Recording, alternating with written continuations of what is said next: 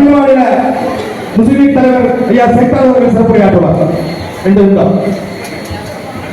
பேரன்புமிக்க பெரியவர்களே, இந்த இஃப்தியார் நிகழ்ச்சியில் கூடியிருக்கின்ற தாய்மார்களே, இளைஞர்களே, நோன்பு நோற்பது என்பது முஹம்மது நபி ஸல்லல்லாஹு அலைஹி வஸல்லம் அவர்களுடைய வழியை பின்பற்றக்கூடிய சுன்னத்தான காரியம்.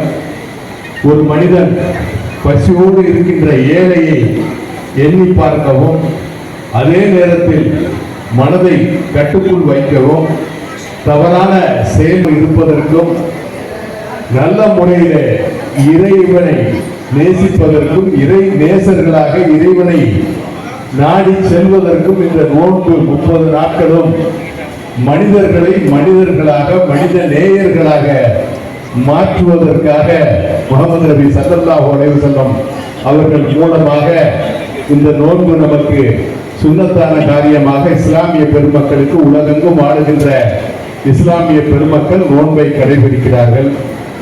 என்னை பொறுத்தவரை மறைந்தும் நம்மோடு மறையாமல் வாழ்ந்து கொண்டிருக்கின்ற கேப்டன் அவர்கள் எனக்கு இனிய நண்பர், நெருங்கிய நண்பர், ரொம்ப காலத்து நண்பர். எத்தனை பேருக்கு இது தெரியுங்கிறது எனக்கு தெரியாது. அவர் வாழ்ந்த காலத்தில் அவரோடு நான் நெருங்கிய உறவு கொண்டிருக்கிறேன். அவர் நடிகராக இருந்தாலும் சரி, அல்லது அரசியலிலே இருக்கின்ற பொழுதும் சரி, அரசியலையும் கடந்து, தொழில்களை கடந்து, எங்களுடைய வணக்க வழிபாடை கடந்து நாங்கள் ஒற்றுமையாக ஒருவரோடு ஒருவர் அண்ணன் இருக்கிறோம்.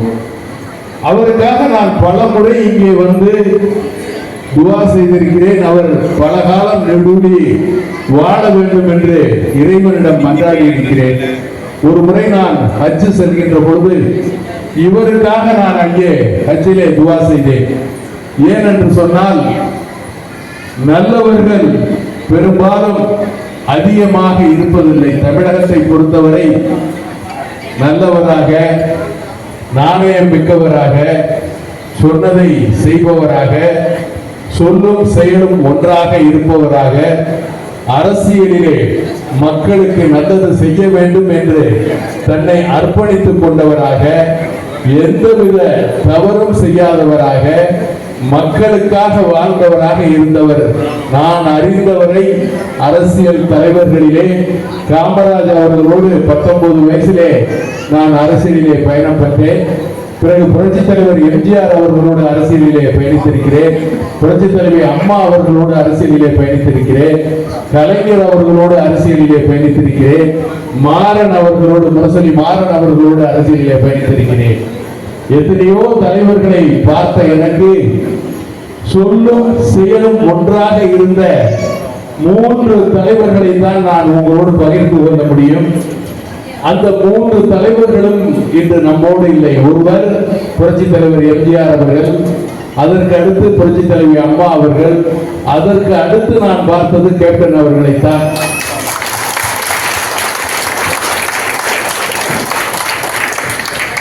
அப்படிப்பட்ட தலைவரை நமக்கு இறைவன் நீண்ட நாள் கொடுக்கவில்லை. ஒருவேளை நல்லவர்களாக இருந்தால் ரொம்ப காலம் உலகத்தில் வாழ மாட்டாங்க. மக்களை நேசிக்கக்கூடியவர்களாக, நல்லவர்களாக இருந்தால், ஏன்னு சொன்னா முஹம்மது நபி ஸல்லல்லாஹு அலைஹி வஸல்லம் 63 வயசுல நம்மளை எல்லாம் விட்டு பிரிந்துட்டாங்க. இறை தூதருக்கே 63 வயசுதான் இறைவனால் வழங்கப்பட்டிருந்தது.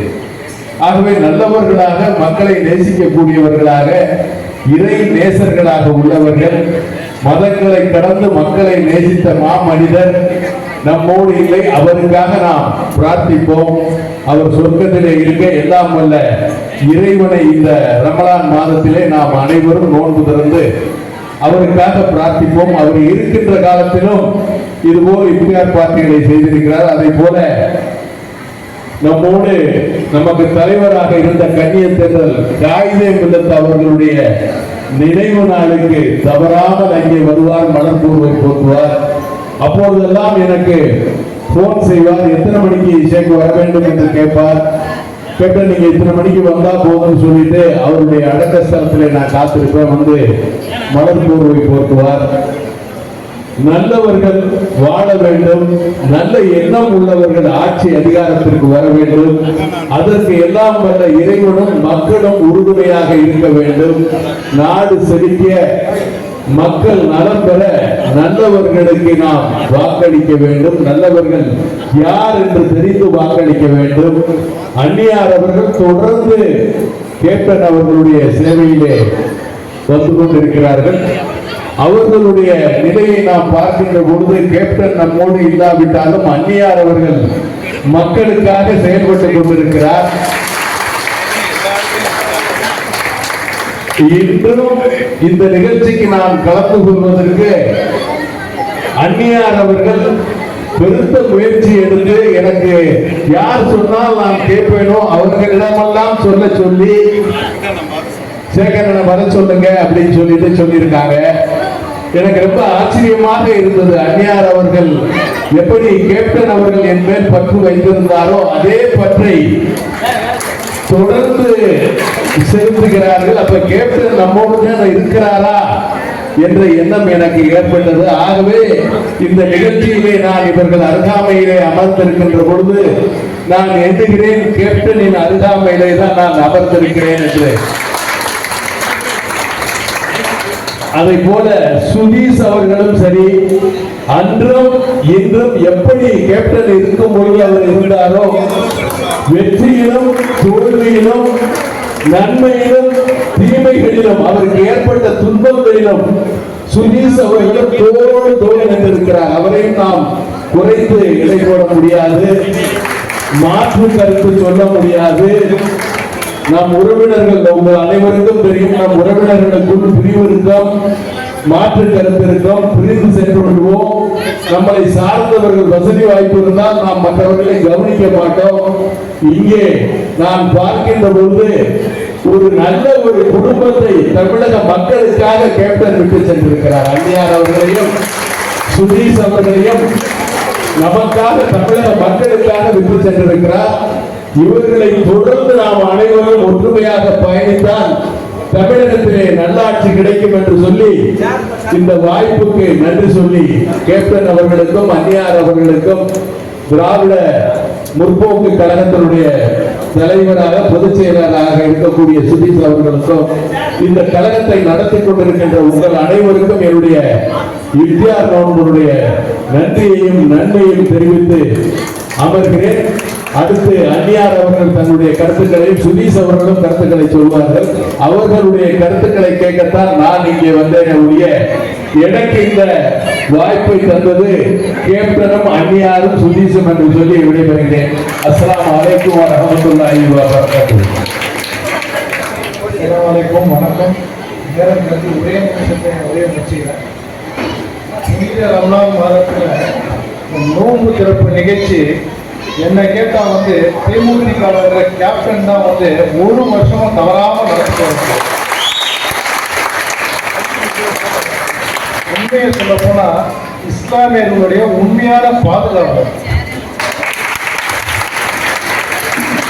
நிறைய பேர் அவர் கோபப்படாதுன்னு சொல்லுவாங்க. ஆனா அவர் கோபத்தால யாருக்கும் எந்த விதத்திலும் தீர்வு வந்ததே கிடையாது. எத்தனை பேர் இங்க இந்த வழியா போறீங்கன்னு தெரியல. எங்க வீடு அண்ணா ஒரு நாளைக்கு 8 முறையாவது இந்த வழியை போகும்போது இவர் சமாதி எந்த வெளியிலேருந்தே பார்த்துக்கிட்டே போவேன். ஏன்னா இன்னைக்கு ஒரு நாள் இஸ்லாமியரா மாறுவர்கள் கிடையாது. கேப்டன் வீட்டுக்கு கதவுல நின்றுட்டான்னா அவனை சாப்பிடாம அவன் கையில ஒரு 5000 ரூபாய் இல்லாம அவர் அனுப்பவே தேவை. இது உண்மை. ஆனா அப்பேற்பட்ட கேப்டனுக்கு ஒரு தானும் தாயாக இருந்து அவர் இருக்கிற வரைக்கும் சேவை பண்ண இந்த அந்நியாருக்கு பரந்தான வணக்கத்தை தெரிவித்து இதோட என்னுடைய உரையை முடிச்சுக்கிறேன். நன்றி, வணக்கம். மாநில காங்கிரஸ் உடைய மாநில துணைத் தலைவர் முனைவர் பாஸ் அவர்கள் சொல்கிறார். மதிப்பிற்கும் மரியாதைக்கும் உரிய தேசிய முற்போக்கு திராவிடர் கழகத்தினுடைய பொதுச் செயலாளர் மறைந்த கேப்டன் விஜயகாந்தனுடைய மறு உருவமாக விளங்கிக் கொண்டிருக்கின்ற அந்நியார் பிரேமலதா அவர்களே, தேசிய முற்போக்கு திராவிடர் கழகத்தினுடைய துணை பொதுச் செயலாளர் அருமை சகோதரர் சுதீஷ் அவர்களே, எனக்கு முன்னாலே உரையாற்றிவிட்டு அமர்ந்திருக்கின்ற தமிழக முஸ்லீம் லீக்கினுடைய தலைவர் ஷேக் தாவூத் அவர்களே, பாரதிய ஜனதா கட்சியினுடைய சிறுபான்மை அணி தலைவர் அவர்களே, தேசிய முற்போக்கு திராவிடர் கழகத்தினுடைய சிறுபான்மை அணி தலைவர் நிஜாமுதீன் அவர்களே, வருகை தந்திருக்கின்ற இஸ்லாமிய சகோதர சகோதரிகளே, உங்கள் அனைவருக்கும் அஸ்ஸலாமு அலைக்கும் வரஹ்மத்துல்லாஹி வபரகாத்துஹு. உங்களுக்கு ஆண்டவருடைய சாந்தியும் சமாதானமும் உங்களுக்கு நிலைத்து நீடிக்க அல்லாஹ் தஆலாவை துஆ செய்து, இன்றைக்கு கேப்டனுடைய இடத்திலே கேப்டன் தொடர்ந்து நடத்தி கொண்டிருக்கின்ற இந்த இஃப்தார் நிகழ்ச்சியினுடைய தொடர்ச்சியாக நம்மிடம் கேப்டன் இல்லை என்று சொன்னாலும் கேப்டனாகவே இருந்து உங்களை வழிநடத்தி கொண்டிருக்கின்ற அந்நியார் பிரேமலதா அவர்கள் இந்த நிகழ்ச்சியை ஏற்பாடு செய்திருக்கிறார். அருமை நண்பர்களே, கேப்டனை பொறுத்தவரை அவருக்கு உயிர் நண்பர் யார் என்று சொன்னால் இப்ராஹிம் ராவுத்தர் தான் அவருடைய உயிர் நண்பர்.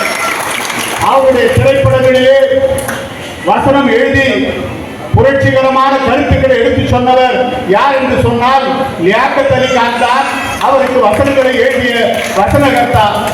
ஆக அவருடைய திரையுலக வாழ்விலேயும் சரி, அவருடைய தனிப்பட்ட வாழ்விலேயும் அவருக்கு துணையாக இருந்தவர்கள் இஸ்லாமிய சமுதாயத்தை சார்ந்தவர்கள் என்பதை கேப்டன் அவர்கள் என்றைக்கும் மறக்கவில்லை.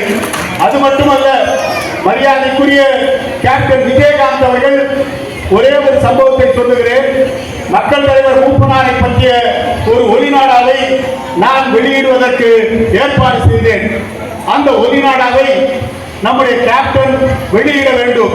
அவரிடம் தேதி கேட்டேன், நான் வருகிறேன் என்று சொல்லிவிட்டார். ஆனால் எனக்கு வேண்டிய நண்பர்கள் அவரிடம் போய் நீங்கள் போகாதீர்கள் என்று சொன்னார்கள். ஆனால் கேப்டன் சொன்னால், நான் வருவதாக ஒப்புக்கொண்டேன், என்னை நம்பியவர்களை நான் கைவிட்ட வரலாறு என்று கேப்டன் சொல்லி அந்த நிகழ்ச்சிக்கு வந்தார். வந்துவிட்டு சொன்னார், என்னை வர வேண்டாம் என்று தடுத்து பார்த்தார்கள். நான் நண்பர் முனவர் பாஷாவிடம் வாக்கு கொடுத்து விட்டேன். எனவே என்னை பொறுத்தவரை 3 தலைவர்கள் விஷயத்திலே என்னை யாராலும் தடுக்க முடியாது. ஒன்று டாக்டர் கலைஞர், மற்றொன்று மக்கள் தலைவர் மூப்பனார், இன்னொன்று ஜானகி அம்மையார். இந்த 3 பேர் விஷயத்திலே என்னை யாராலும் தடுக்க முடியாது என்று சொன்ன அந்த வீரத்துக்கு சொந்தக்காரர் கேப்டன் அவர்கள். அப்படிப்பட்ட கேப்டனை பொறுத்தவரை அவருடைய மண்டபத்தை இடித்து தள்ளினார்கள். அவருடைய மண்டபத்துக்கு எத்தனை சோதனைகள் வந்தாலும் அதை கண்டு அஞ்சாமல் துணிந்து எதிர்த்து நின்ற மாவீரன் கேப்டன் விஜயகாந்த் என்பதை நாம் மறந்துவிடக்கூடாது. எனவே தமிழ் மாநில காங்கிரஸை பொறுத்தவரை கேப்டன் விஜயகாந்த் அவர்களை என்றைக்கும் நேசிக்கிறோம். ஏனென்று சொன்னால், ஒருவேளை மக்கள் தலைவர் மூப்பனார் உயிரோடு இருந்திருப்பார்கள், கேப்டன் அவர்கள் கண்டிப்பாக கட்சியை தொடங்கி இருக்க மாட்டார். தலைவர் மூப்பனார் மறைவுக்கு பின்னால் தான் கேப்டன் விஜயகாந்த் அவர்கள் தேசிய முற்போக்கு திராவிடர் கழகத்தை உருவாக்கி இருக்கிறார். அவர் உருவாக்கி இருக்கின்ற இந்த இயக்கத்தை பொறுத்தவரை இன்றைக்கு நாம் எல்லாம் நோன்பு திறக்கிறோம். பசி கொடுமை என்னவென்று நாம் புரிந்து கொள்கின்ற ஒரு வாய்ப்பு நோன்பின் மூலமாக நமக்கு கிடைக்கிறது. ஆனால் இதை உணர்ந்த கேப்டன் விஜயகாந்த் அவர்கள் தீநகரிலே இருக்கின்ற அந்த வீட்டில் வருகின்றவர்களுக்கெல்லாம் உணவை வாரி வழங்கிய வள்ளல் கேப்டன் விஜயகாந்த் என்பதை நாம் மறந்துவிடக் கூடாது. ஏனென்று சொன்னால் யாரும் பசியோடு இருக்கக்கூடாது. எனவேதான் அவர் நினைத்ததை, அவர் நடத்தி காட்டியதை அந்நியார் பிரேமலதா அவர்கள் இன்றைக்கு இந்த இடத்திலே தினசரி ஆயிரக்கணக்கானவர்களுடைய பசியை போக்குகிறார். கண்டிப்பாக அல்லாஹ் தஆலா எதிர்காலத்திலே நம்முடைய அந்நியார் பிரேமலதா அவர்களுக்கு அரசியலில் ஒளிமயமான எதிர்காலம் கண்டிப்பாக உண்டு. அதற்கு அல்லாஹ் தஆலா துணை இருப்பார் என்று வாழ்த்தி துஆ செய்து விடைபெறுகிறேன். நன்றி, வணக்கம். توكلت وعلى رزقك أفطرت فتقبل مني يا الله بسم الله وعلى بركة الله. نوم